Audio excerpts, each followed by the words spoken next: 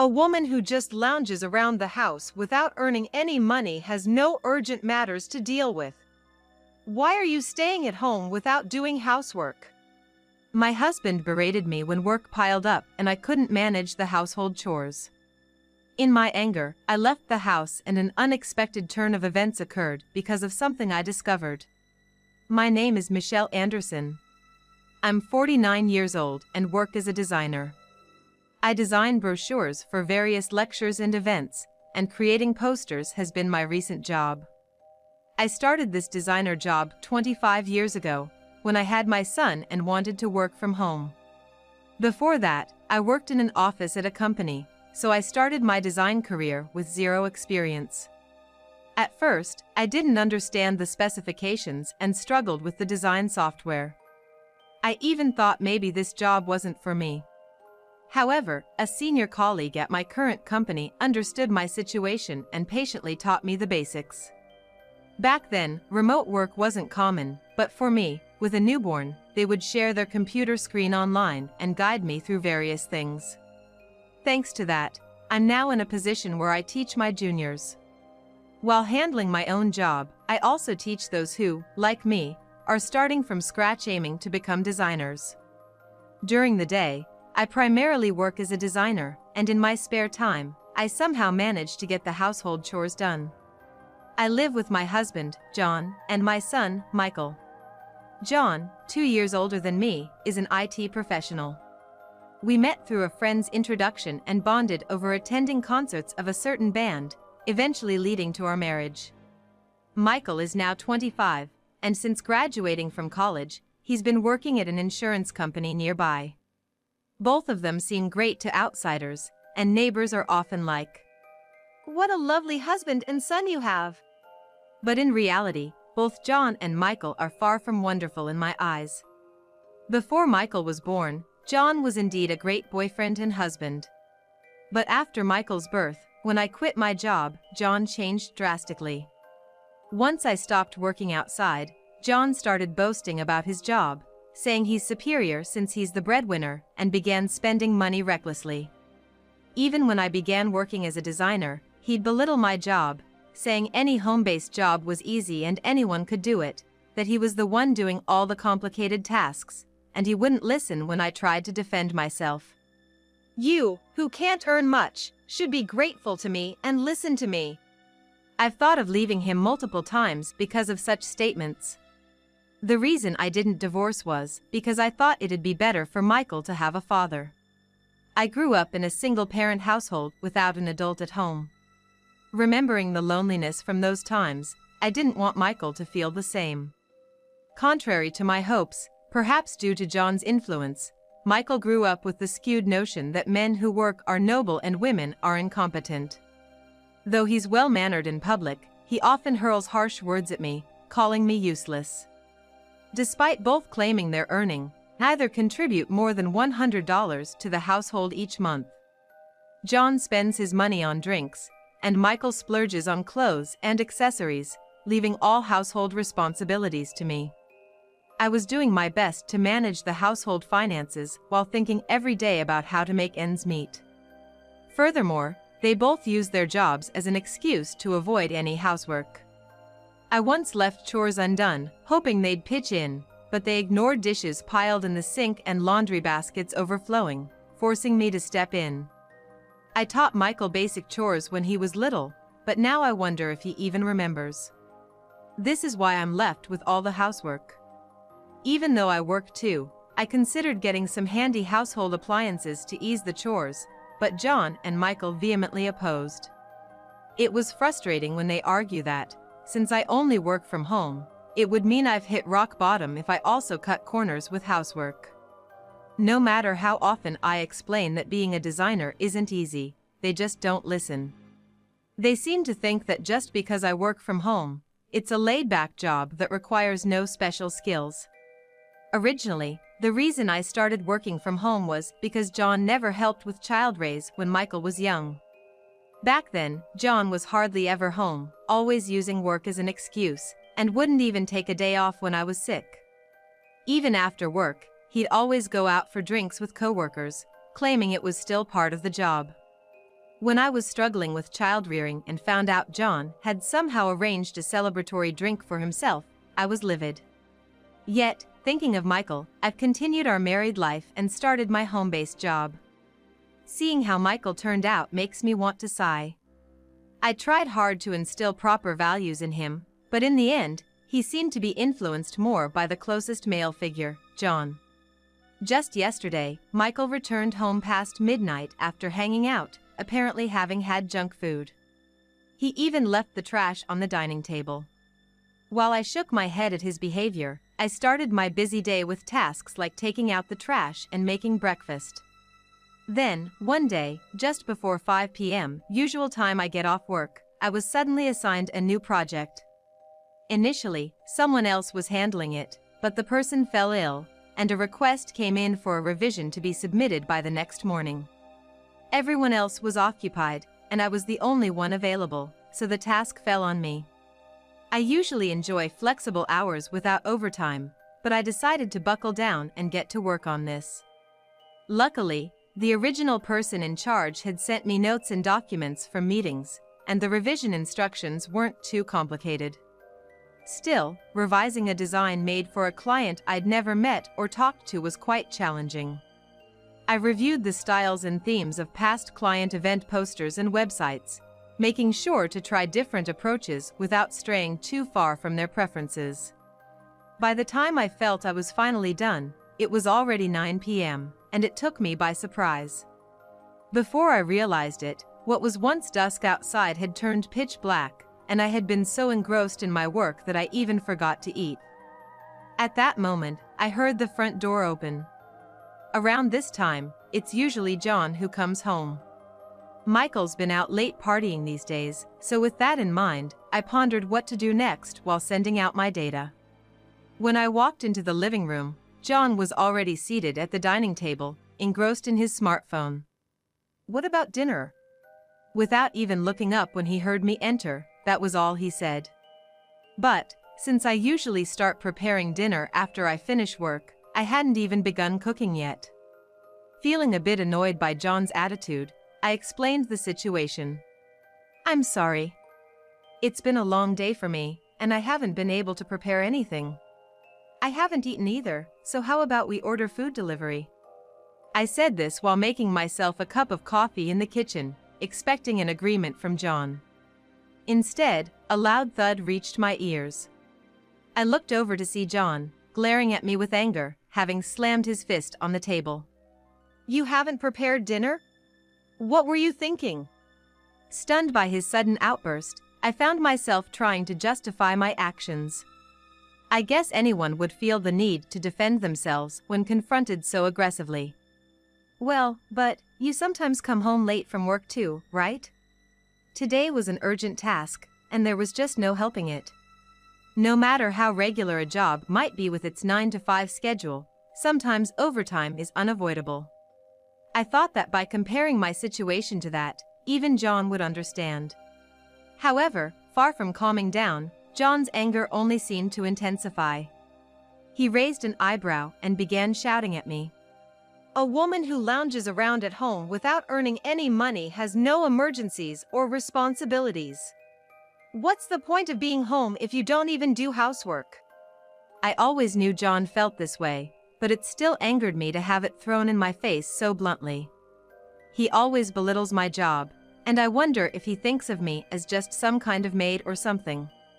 Driven by that thought, instead of my usual attitude, I directly countered him. "You know, I do work and I do get paid. If anyone's loafing around at home, it's you and Michael, isn't it?" For the first time in a while, expressing what I truly felt was a weight off my chest. On the other hand, probably because my words were true, John's face turned beet red in rage and he shouted even louder. "What the heck? You've got some nerve talking back when you're living off my money. That's it, get out right now." The smirk on John's face told me he was hoping I'd plead with him to stay. Certainly, he was probably expecting me to apologize to ensure I was not kicked out of this house, and to start preparing dinner right now. It was like tactics used by grade schoolers who bully their classmates. My husband says such things to the wife he lives with, and my son shares the same values. After hearing John's comments, I suddenly felt sick of living with such people.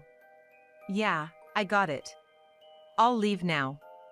I said that to John, who was smirking, and quickly packed my essential work laptop, some documents, and a few clothes into a bag.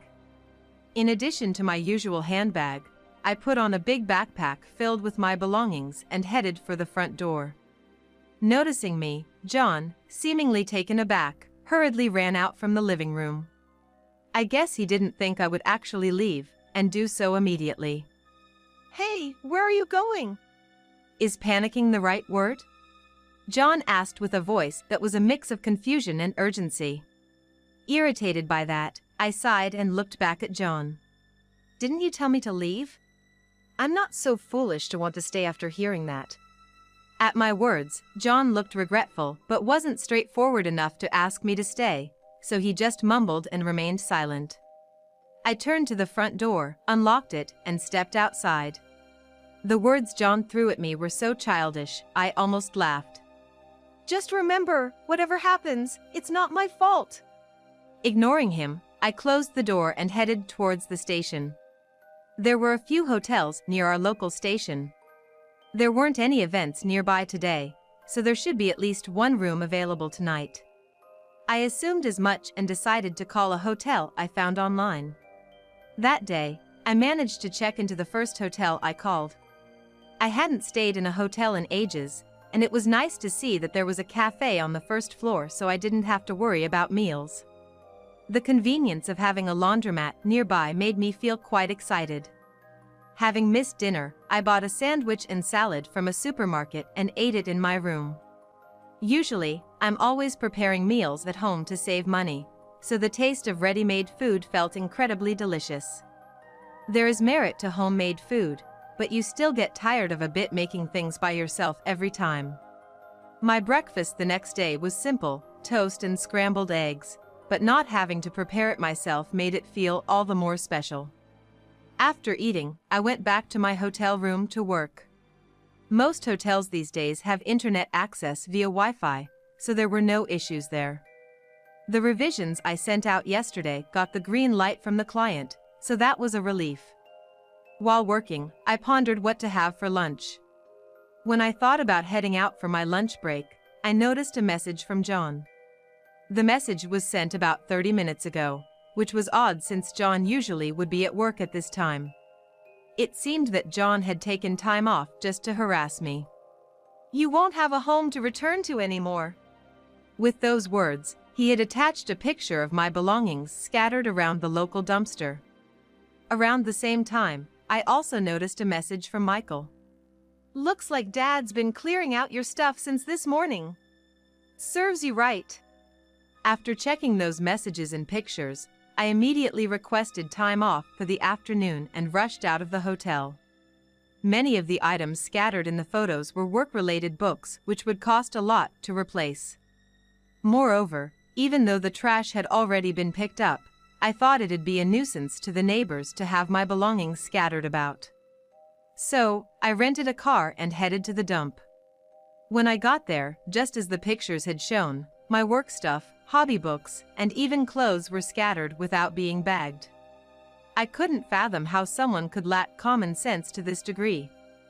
Frustrated, I gathered everything and stuffed it into the rental car. Among the scattered items, I noticed something out of place. Huh? Is this? While puzzled, I prioritized collecting my belongings and continued with the task. After collecting all my belongings, I decided to drive straight to my parents' home. My childhood home is about an hour's drive away. My mother greeted me with a surprised but warm smile. I didn't want to worry her too much, so I hid the details and just asked to store my things, and moved the dumped items into a room at my parents' place. She seemed to sense that something was amiss. Feeling guilty, I left my parents' place. After returning to the hotel from my parents' home, I did some work and then had dinner. There was something truly appreciable about having a meal made by someone else. Moreover, being freed from the day's domestic tasks, my work felt a lot easier. Normally, while working, part of my mind would always be occupied by household chores. Now, without those distractions, I could focus solely on work. Feeling content, just as I was about to drift off to sleep, my smartphone rang out of the blue. As my smartphone suddenly started ringing, I thought it might be work-related, so I answered the call without even checking the caller on the screen. Hey! You took my treasure, didn't ya? Don't mess with me. The next instant, Michael's yelling blasted through the phone. It seemed he didn't care about how loud he was being, either because he was so angry or just to annoy me. As the ringing in my ears continued, I tried to comprehend what Michael was yelling about. Then, it hit me. I remembered something. To begin with, Michael's prized possessions were a collection of expensive sunglasses and high-end brand accessories that he cherishes deeply. Each piece has cost several $1,000s, and Michael had about 10 of them. Why would I take them? Didn't I just give you the jewelry box without saying anything a while ago? I used to keep all my jewelry in a jewelry box on the bathroom counter. But one day, Michael took out all my things and started putting his accessories in. I thought it was mine, but I figured it's better than getting complained at for damaging or losing his pricey items. So, I just gave the jewelry box to Michael. If I had any intentions of doing something to Michael's treasures, I would have taken precautions back then. However, Michael seemed to be convinced that I did it and wouldn't listen to reason. No, it was definitely you. Is this some sort of payback for what Dad did? I sighed in exasperation at Michael's outrage and how he conveniently forgot his own actions. I decided to share what I saw at the trash dump earlier. By the way, I might have seen my jewelry box at the dump. But I thought it was empty since it didn't have my stuff, so I left it. Upon hearing this, Michael's breath hitched. He probably realized his accessories and sunglasses might still be inside. The jewelry box was something I bought during my single days. John probably remembered it as my stuff and just discarded it at the dump without a second thought. After all, John wouldn't know that the things inside had changed to Michael's belongings. You gotta be kidding me. What are you gonna do about my accessories? It was almost midnight, and John should have been asleep by that time. Still, over the phone, I could hear Michael shouting angrily, presumably at John. I felt he didn't care about me anymore, and, annoyed by his immaturity, I hung up. Later, I decided to check out the mentioned trash dump. To my surprise, I found John and Michael arguing there. It's your fault for being so careless. Getting upset over some jewelry and sunglasses is just ridiculous. Self-centered John voiced his opinion, to which Michael retorted while stamping his foot in frustration. What? It's obviously Dad's fault. All of these cost more than $10,000, you know. Hearing the amount, John started yelling about wasteful spending, creating a vicious cycle of blame. In Michael's hand was a pair of sunglasses with broken lenses, rendering them worthless. The other accessories, which Michael had always kept in pristine condition, were probably damaged too. But John had carelessly dumped my luggage around here, so I bet there are scratches on the accessories as well. Oh my gosh, my necklace!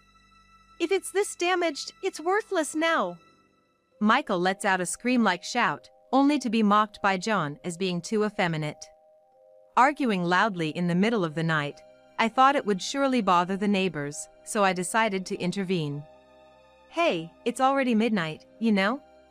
Can't you consider the people around here? Hearing my voice, the two quickly turned towards me. And then, taking a deep breath, John started yelling at me. All of this is your fault, Michelle.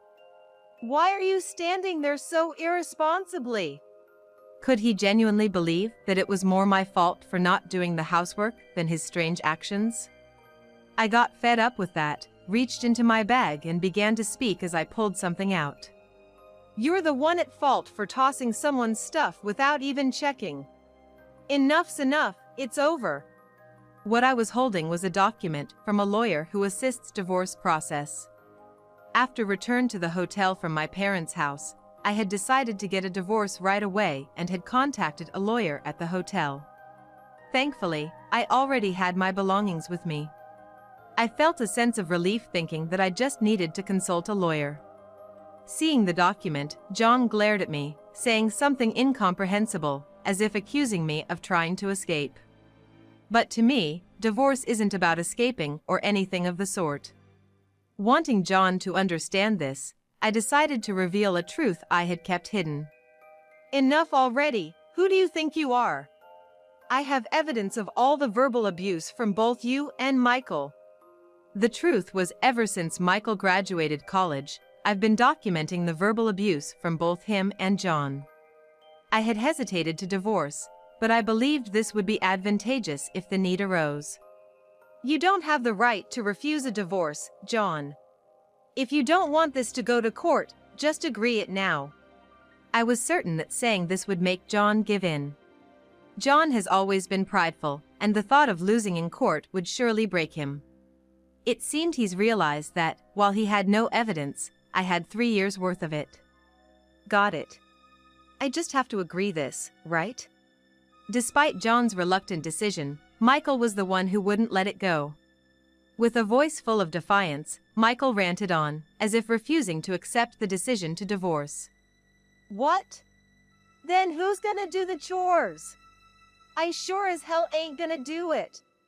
Exasperated by Michael's immature outburst, which resembled a teenage rebellion, it seemed John reached his breaking point. Enough. Shut up. Stop being so selfish. Those words, coming from me, were something I'd have liked to throw right back at John. However, within John, there seemed to be a sense of urgency. With this, if I have let my mood sour and threatened to take this to court, it seemed like John would be in trouble. He was trying to silence Michael for the sake of his own pride. Michael, angered by John's actions, headed back home making a fuss.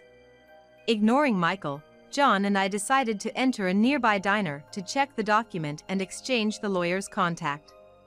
Even though it was late at night, the diner still had a fair number of young people. I ordered just coffee and wait as John checked the document. He probably wanted to get this over with quickly. By the time I finished my coffee, he'd done, and I stood up with them. Well then, I'll have the lawyer get in touch with you regarding consultation fees. I thought it was only natural to say that, but it seemed John hadn't even considered the fees. Maybe he thought he wouldn't have to pay it unless it went to court. Hey, hold on! Are you planning to take money from me? As John stood up and shouted loudly, the states of those around us pierced through. I was also standing up, holding the papers, so to an onlooker, it must have been an interesting, gossipy situation. I had nothing to hide, so I could have spoken up, but John fell silent, seemingly aware of the states. Suppressing the urge to laugh at John's reaction, I decided to convey just one last thing. Considering the trouble you've caused me, paying the lawyer's fees is only natural. You're an adult, so it's about time you learn to take care of yourself properly. Satisfied that I've spoken my mind, I walked back to the hotel.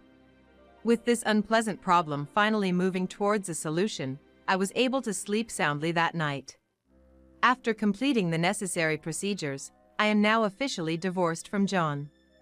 Thanks to the records of his verbal abuse, I was able to smoothly get divorced with him. I started living on my own and now enjoy a comfortable life. John and Michael are still living together in the same house. However, with me no longer there to support and manage the household, and considering John still pays the lawyer fees in installments, their financial situation seems quite tough.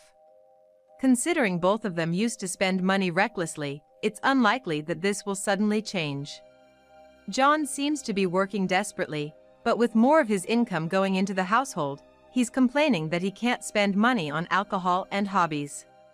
As for Michael, his argument with John at the garbage dump was witnessed by clients of the insurance company, and he lost the trust of the neighbors. Insurance is something you can only rely on people you trust. Even though they used to think he was a nice person, word kept spreading, and apparently, he was encouraged to resign from his job. Michael, infuriated by that, resigned from his job. However, He had no savings and couldn't cover his living expenses. As a result, he's currently working part-time jobs while being caught up in the job hunting process. From the home I left behind, it appears there's no room for maintaining appearances, as the arguing voices of John and Michael echo every day. Meanwhile, I'm enjoying a smooth and delightful life in my solo living arrangement. With the freedom of time that I couldn't easily find while caught up in household chores, I'm even considering exploring new hobbies. Having more time on my hands also allows me to approach work with a sense of ease. I'm now actively engaged in my job with the intention of giving back to the company that supported me. Living these fulfilling days, I truly believe that divorce was the right decision. From now on, I intend to live my life for myself and face my computer with that in mind.